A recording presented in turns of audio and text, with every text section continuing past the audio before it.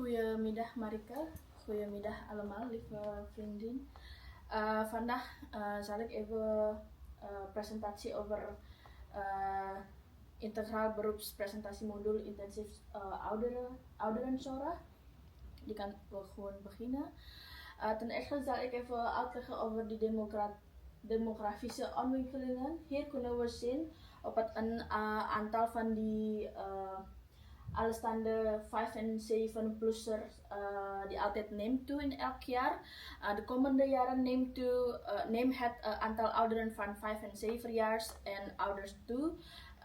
De verwachtingen is dat er in 2030 ruim 2 miljoen ouders van 75 jaar of ouder zijn. Het is 12% van de bevolking. In de absolute aantalstijd het aantal plusser van circa 660.000 in 2018 naar bijna 950.000 in 2030. Die toenemen van die aantal van die oudere mensen maakt ook, het is niet alleen van die oudere mensen vanuit Nederland, maar ook migranten ouderen hebben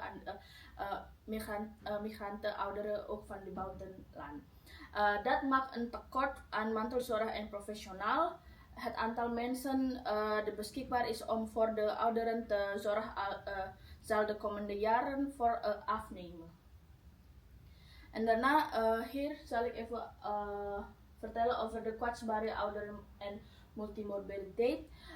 Kwetsbaarheid bij ouderen is een proces van het opeenstapelen van lichamelijk, fysiek en ook sociaal tekorten. In het functie dat de kans vergroot op negatieve gezondheidsuitkomsten. Hier kunnen we ook samen zien dat ruim 30% van de 5 en 7-plusser wordt als kwetsbaar beschouwd volgens de RIVM 2023. Prevalentie en incidentie in de ouderenzorg. Dementie in Nederland hebben ruim 270.000 mensen met dementie. De verwachtingen is dat dit aantal in de toekomst staat naar meer dan een half miljoen mensen in 2024. De behoefte aan palliatieve zorg groeien door de stijging en het aantal mensen met dementie, wat vraagt om betere samenwerking tussen de zorgverlener en meer gespecialiseerde zorg. Hier ook kunnen we samen kijken dat de doorzaak in Nederland is meer van iemand die dementie ook. Het is 15,7%. En daarna actuele ontwikkelingen in ouderenbeleid. Hier hebben we macroniveau. Het is over die nationale beleidsmaatregelen. In Nederland hebben ze WOZO-programma is gebaseerd op het principe zelf als het kan, thuis als het kan en digitaal als het kan. Ouderen worden gestimuleerd om zelfzaam te blijven met hulp van hulpnetwerken en technologie. En thuis als dit kan, de focus ligt op de organiseren van zorg aan de huis in plaats van opname in de instellingen. Bij die WOZO ook bij die macroniveau hebben we ook WLZ. Het is de verpleeghuiscapaciteit wordt gereserveerd voor cliënten met zeer complexe zorgvragen. En ook thuiswonen met die WLZ-indicatie volledig pakket thuis wordt gestimuleerd. En die andere programma is ook digitaliseren en een e-health. Digitale zorg als oplossing voor personeeltekorten en ook toename in gebruik van domotica.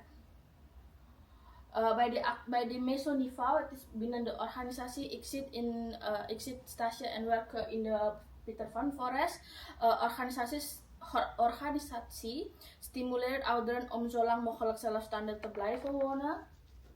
Door vergrijzingstijd, de zorgvraag terwijl personeel schaars is, kwetsbaar ouderen moeten geregeld langer wachten op de vervolgplek dan wenselijk is. Hierdoor blijven onze bedden langer bezet, terwijl ziekenhuiszorg feitelijk niet meer nodig is. En dan volgende, bij die microniveau. Het is biedt dagelijks persoonsgerichte zorg om de zelfzaamheid en het welzijn van ouderen te bevorderen. En ook werkt samen met die mantelzorg en gemeenschappelijk dienst en maakt gebruik van innovatie, technologische focus op preventie en gezondheidsbevordering voor een betere levenskwaliteit voor die oudere mensen. Hier is visie van mezelf als HBO-verpleegkundige. Als verpleegkundige binnen de intensieve ouderenzorg bied ik cliënt professionele, persoonsgerichte zorg waarin cliënt autonomie en eigen regie centraal staan. Ik zie de ouderen niet als zorgvrager, maar als mens met een uniek leven, achtergrond, voorkeur en waardezorg. Verlenen betekent voor mij is geen overname van het leven van de cliënt, maar het ondersteunen van mogelijkheden en wensen op een manier zelfstandig, waardigheid en verbondenheid behoeft. En nu gaan we naar die verzamelen van de relevante gegevens. Het is eigenlijk casus in mijn stageplek. Ik gebruik hier 4 levensdomeinen met de als-reden, een holistische en geïntegreerd overzicht, versterking en eigen regie, vroegtijdig signaleren en preventie, effectieve domeins samenwerken en hogere cliënttevredenheid. Het is in die medische geschiedenis van die bewoners die heb ik gekozen. Mevrouw heeft een paar medicijnen innemen elke dag. Dat betekent dat mevrouw heeft polyfarmacie. En dan het is die indicator die steunt alle die complexiteit van mevrouw. En dan gaan we even die van de casusbeschrijving. Mevrouw S is 84 jaar oud. Mevrouw woont in het verpleeghuis op de PG-afdeling sinds een jaar geleden met een gedragsprobleem en cognitieve achteruitgang. Van die domein woon en leefomstandigheden. Gedurende de dag, mevrouw is vaak gesprek van onrust. Het lukt niet altijd om mevrouw in de huiskamer de maaltijden te aanbieden, omdat mevrouw geen focus kan krijgen. Mevrouw loopt vaak heen en weer over de hele afdeling zonder rustig te krijgen. Bij die domein participeert momenteel sluit mevrouw vrijwel niet aan bij activiteiten, vaak door de onrust die mevrouw ervaart. Mevrouw lijkt minder behoefte te hebben en actief bezigheden. Mevrouw heeft loopdrang en loopt gedurende de dag veel over de afdeling. Bij de domein mentaal welbevinden, mevrouw ervaart wel onrustig. Sinds afgelopen week is een toename van onrust, agitatie, agressie en hallucinatie.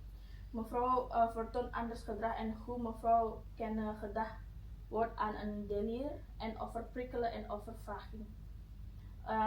Onrust uit zich in roepgedrag en loopdrang. Het is vaak moeilijk om mevrouw comfort te bieden. Bij die domein lichamelijk welbevinden, mevrouw valt af, diëtisch is betrokken aangezien haar gewicht is 2 maanden tijd 4 kilometer is afgevallen, waardoor mevrouw nu ondergewicht heeft.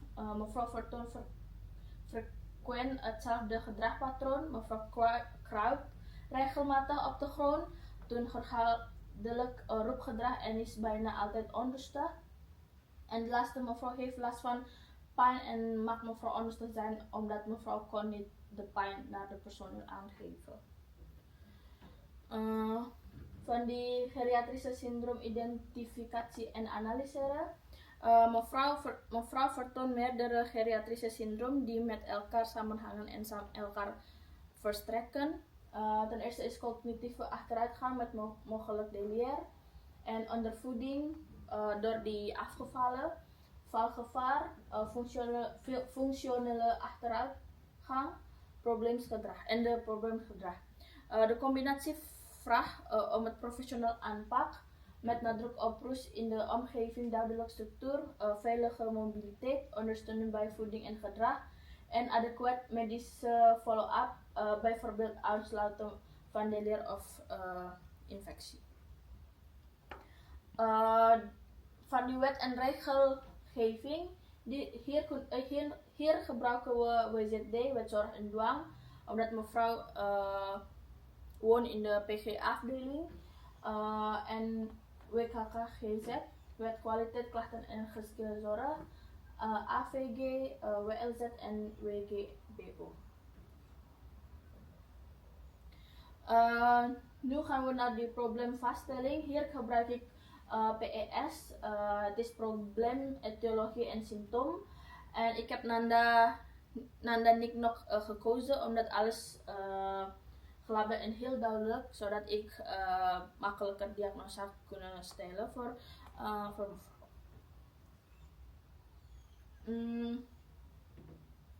Volgende verpleegkundige diagnose heb ik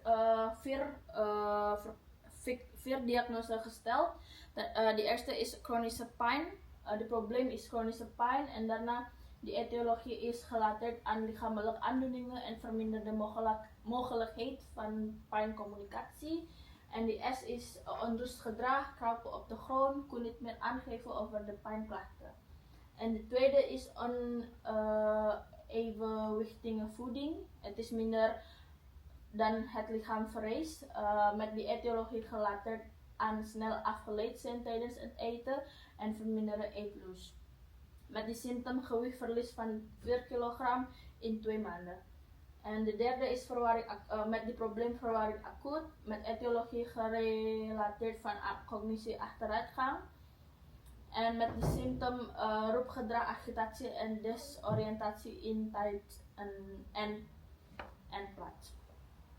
De vierde diagnose is ineffectieve coping, met de etiologie gerelateerd aan cognitieve achteruitgang en gebrek aan structuur in de dag. Met de symptoom onrustig gedrag en verminderde betrokkenheid bij dagelijkse bezigheden. De laatste is risico op letsel, gerelateerd aan motorische rusteloosheid, wat blijkt uit krappen en heen en weer lopen gedrag op de grond. En hier is de zorgdoelen van die diagnoseprobleem. De diagnose is chronische pijn. Met de zorgdoelen mevrouw ervaart binnen 2 weken een minder pijn heeft, onrustig gedrag en mevrouw voelt zich meer wat rustiger. Resultaten met verbeterd comfort en ontspanning. Mevrouw ervaart meer rustmomenten zonder onrustig gedrag.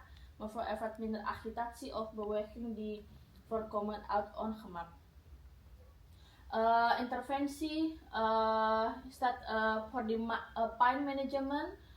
Bij de pijnmanagement doe ik observeer over de pijnklachten, vooral non-verbaal, en gebruik observatielessen zoals PIKE 15 gebruiken. Bij die andere interventie is medicatiebewakingen, overleg met de arts voor de evalueren de werking en bijwerkingen van de voorschrijven pijnmedicatie. En dan pijnmedicatie op vaste tijden wordt toegediend. Ik doe samen met de andere multidisciplinaire samenwerking. Het is alle zorgverleners, zoals die verpleegkundige, die figuur en ook die arts. En met die zorg ICT en domotica toepassing gebruiken we elektronisch patiëntdossier, bewegingssensoren en Baxter en Medido, muziek en ontspanning technologie voor die pijnmanagement. En dan die tweede zorgdoel is onevenwichtige voeding minder dan het lichaam vereist. Met die zorgdoelen mevrouw toont meer focus tijdens de eten door verminderen van afleiding in de afdeling. Mevrouw binnen 4 weken verhoogt van haar gewicht met minimaal 0,5 kilogram. Met die resultaten is voedingsstatus inname. Mevrouw heeft een trek om te eten. Mevrouw heeft goede aandacht tijdens eten. Gewicht stabiel of toename. En interventie is bij voedingsmanagement biedt mevrouw meerdere kleine vastvoeding. Zodat mevrouw, als mevrouw geen focus heeft, dan kunnen mevrouw alleen voor die eten vasthouden en dan mevrouw kunnen weer lopen. En dan sluit aan de voorkeuren van de mevrouw eten die ze lekker vindt en vocht en voeding bijhouden. Die doen we elke dag voor de voorvoeding bijhouden. Samenwerking met diëtist, schakel en diëtist in de omvoedingsinnemen te analyseren of supplementen te adviseren. Die multidisciplinaire samenwerking doen we samen met alle zorgverlener en ook met die diëtist. En zorg ICT en domotica toepassingen gebruiken we gewoon in de dossier voor mevrouw.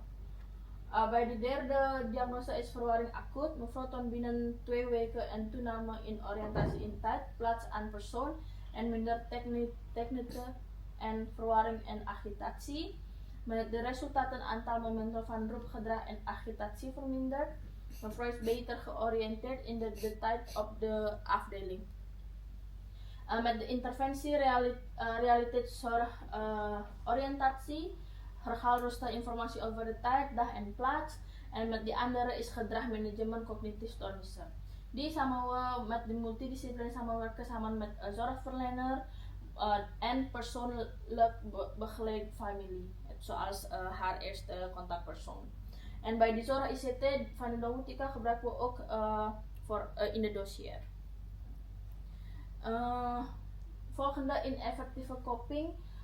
Met die zorgdoel mevrouw toont binnen 2 weken verbeterd coping door actiever deel te nemen aan dagelijkse activiteiten en minder afgeleid gedrag te vertonen. Met de resultaten deelnemen aan de dagstructuur vermindert de maat van de ontwenningsgedrag. En met die interventie heb ik hier copings verbeteren en structuur bieden. Multidisciplinaire samenwerken doen we samen met de alle zorgverlener. Voor die zorg ICT en domotica toepassen gebruiken we dementieklok en ook dossier. De laatste diagnose is risico op letsel. Mevrouw blijft de komende 2 weken vrij van letsel, ondanks het risicovol gedrag. Met die resultaten mevrouw heeft geen letsel of valincidenten gedurende de observatieperiode. Met de interventie valpreventie en gedrag observeren en analyseren. Van die multidisciplinaire samenwerking doen we samen met de zorgverlener. En die zorg ICT en domotica toepassing gebruiken we bedsensoren en armbandsensoren voor mevrouw. Hier is alle hulpmiddelen die mevrouw nodig, zoals die dementieklok, dus die sensoren voor die bed, deze is die bakstellen voor die medicijnen. En daar staat ook de Medimo voor die medicijnen controle. Voor die borgen van continu van integrale zorg gebruik ik ons dossier. Hier staat een MDO, die kunnen we samen bespreken met eerste CP en ook alle multidisciplinaire die betrokkenheid van mevrouw. En zorgplan ook actief van mevrouw. En hier staat ook een agenda, die kunnen we zetten voor mevrouw, die gaan we voor mevrouw uitvoeren. Bij de kwaliteitskader ouderenzorg volgens Zorg Inzicht 2024 samenwerken en kwaliteit van bestaat. En dan persoonsgerichte zorg, persoonlijke relatie opbouwen, communicatie en continuïteit van zorg verlenen, aanpassen van zorg aan persoonlijke behoeften en betrekken bij besluitvorming, ondersteunen van zelfzaamheid. Het is die bronnen die heb ik gebruiken. Dat is alles van mijn presentatie. Dankjewel voor jullie aandacht.